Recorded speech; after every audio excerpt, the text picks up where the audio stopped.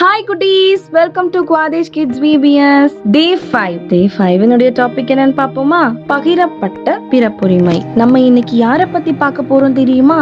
இந்தியாவுல ஊழியம் செய்வதற்காக வந்தவர் தான் கிரஹாம் ஸ்டைன்ஸ். இன்னைக்கு நம்ம கிரஹாம் ஸ்டைன்ஸ் பத்தி தான் பார்க்க போறோம். கிரஹாம் ஸ்டைன்ஸ் கிபி 1941 ஜனவரி மாதம் 18ஆம் தேதி ஆஸ்திரேலியாவுல குயின்ஸ்லாண்ட்ல உள்ள பாம்ஸ்வுட் என்ற இடத்துல வில்லியம் ஸ்டைன்ஸ், எலிசபெத் ஸ்டைன்ஸ் இவங்களுடைய மகனாக பிறந்தவர் தான் கிரஹாம் ஸ்டைன்ஸ். கிரஹாம் ஸ்டைன்ஸ் தனது 15வது வயதுல அவருடைய நண்பர்கள் மூலமாக இந்தியால தொழில்நோயால பாதிக்கப்பட்டவர்களின் நிலைமையை அறிந்திருக்கிறாரு. அவருக்கு உதவ வேண்டும் என்ற எண்ணம் அவருடைய மனதுல உதித்து கொண்டே இருந்திருக்கு. அவருடைய இளம் வயதுல மற்ற வாலிபர்களை போல இல்லாம தேவனுக்கு அடுத்த காரியங்களை தனது சிந்தையில வைத்தாரு. அவர் முறையான பட்ட படிப்புகளை விட சேவைக்கு தேவையான நடைமுறை திறன்களில கவனம் செலுத்தி இயந்திரவியல், கட்டுமான பணிகள், மிஷனரி பயிற்சிகள், இறையியல் ஆகியவற்றை கற்று முடித்தாரு. அவர் இளை வயதின் ஆசைப்படியே 1965 அவருடைய 24வது வயதுல அவர் பிரயாணப்பட்டு இந்தியாவுக்கு வந்தாரு. பரிபடா என்ற இடத்திற்கு வந்தாரு. அது அவருக்கு சவால்கள் நிறைந்த இடமா இருந்தது. அங்க ஒடிசா மற்றும் பழங்குடியின் மக்களின் மொழிகளை கற்றுக்கொண்டு பணிபுரிந்தாரு.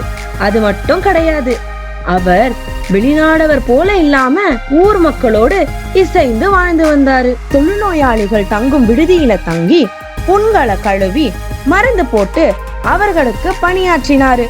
1983ஆம் ஆண்டு கிளாடிஸ் என்ற செவிலியரை திருமணம் செய்து இருவரும் இணைந்து சேவைகள் செய்தாங்க. இவங்களுக்கு எஸ்தர், பிலிப்பு மற்றும் தீமோத்தேயு என்று 3 பிள்ளைகள் இருந்தாங்க.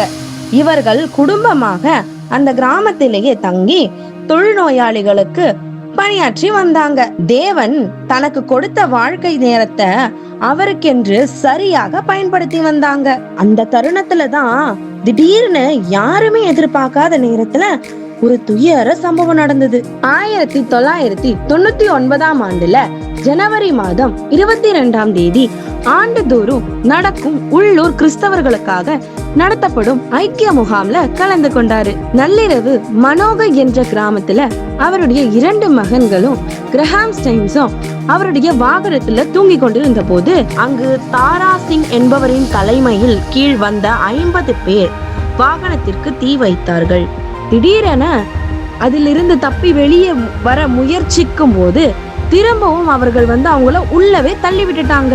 அப்பொழுது கிரஹாம் ஸ்டைன்ஸ் தன்னுடைய மகன்களை கட்டி அணைத்துக் கொண்டு உயிரையும் விட்டாரு. கிரஹாம் ஸ்டைன் அவருடைய இணைந்து 10 மற்றும் 6 வயதே நிரம்பிய பிலிப் மற்றும் தீமோத்தேயுவும் துடிதுடித்து இறந்தனர். இந்த நாள் இந்தியாவின் கருப்பு தினமாக கடைபிடிக்கப்பட்டு வருகின்றன. அந்த கொடூரமான சம்பவம் நடந்த பிறகும் கிளாடிஸ் என் கணவரையும் என் பிள்ளைகளையும் கொன்றவரை மனதார மன்னிக்கிறேன் என்று சொன்னாங்க. அது மட்டும் கிடையாது, அவங்க திரும்பவும் அவங்களுடைய சொந்த நாட்டிற்கே திரும்பாம மருத்துவமனையை தொடங்கி பல ஆண்டுகளா தொண்டு செய்து வராங்க. அவங்க இந்தியா பிறப்புரிமைய பெறாவிட்டாலும் இந்தியர்களுக்காக அவர்கள் ஆற்றிய பணியே பெரியது. இவர்கள் ஆற்றிய பணி இன்றும் நமக்கு ஒரு சிறந்த முன்னுதாரணமா இருக்கிறது. அன்பான தம்பி, தங்கச்சி, நீ எந்த நாட்டில பிறந்தாலும் சரி, எந்த குடும்பத்துல பிறந்தாலும் சரி, அதை பற்றி குறைத்து பேசுவதையோ அல்லது மிகுதிப்படுத்தி பேசுவதையோ விட்டுட்டு தேவன் உங்களுக்கு கொடுத்த மேன்மைய, திறமைய, ஞானத்தை எப்படி பிறருக்கு பிரயோஜனமா பயன்படுத்தலாம் என்று கொஞ்சமாவது யோசிச்சு பாருங்க. அப்பொழுதுதான் இன்று பார்த்த கிரஹாம் ஸ்டைன்ஸ் குடும்பத்தை போல இருளில் இருக்கிற ஜனங்களின் வாழ்க்கையில ஒளியேற்ற கூடிய வெளிச்சமாக தேவன் என்னையும் உன்னையும் வைப்பாரு. இன்னைக்கான மனப்பாட வசனத்தை பார்க்கலாமா? தீமை செய்து பாட அனுபவிப்பதிலும் தேவனுக்கு சித்தமானால் நன்மை செய்து பாட அனுபவிப்பதே மேன்மையாய் இருக்கும். 1 பேதுரு 3:17. டே 5 சாங்க பாப்போமா?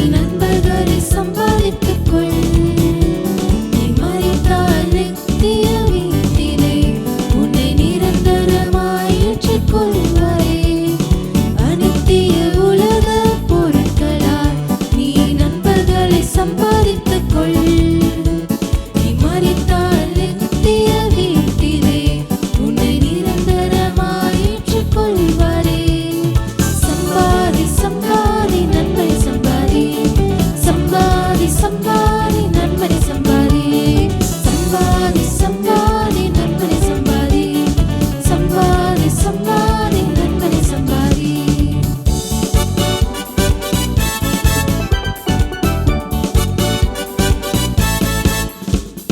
சோர்ந்து போகாமல் நன்மை செய்திடு, விளக்காக ஒளி வீசிடு, பரலோக வங்கி அதிலே சிறப்பான பங்கை சேர்த்திடு.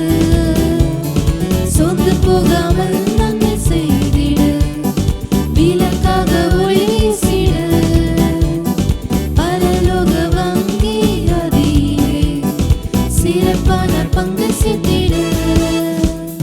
சம்பாதி சம்பாதி நன்மனை சம்பாதி, சம்பாதி சம்பாதி நன்மனை சம்பாதி, சம்பாதி சம்பாதி நன்மனை சம்பாதி, சம்பாதி சம்பாதி நன்மனை சம்பாதி.